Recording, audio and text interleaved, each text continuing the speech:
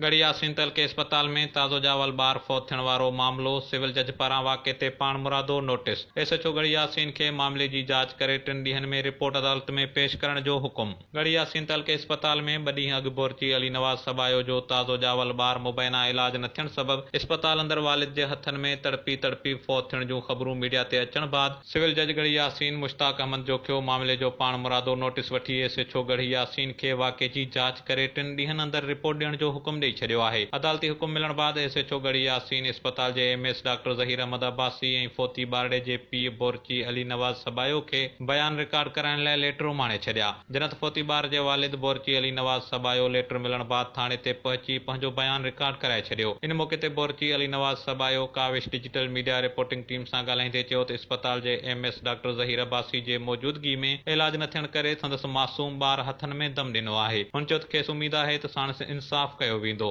ॿिए पासे एसएचओ गढ़ी यासीन गुलज़ार अली बुरड़ो राब्तो करण ते ॿुधायो त वाक़े बाबति सिविल जज गढ़ी यासीन पाण मुरादो नोटिस वठी मामले जे जांच जो चयो आहे। उन लाइ ॿिन्ही धुरियुनि खे बयान रिकॉर्ड करण लाइ लेटर जारी कया आहिनि। अदालती हुकुम मुताबिक़ 3 ॾींहनि में मामले जी जांच मुकमल करे रिपोर्ट अदालत में पेश कयो वेंदो।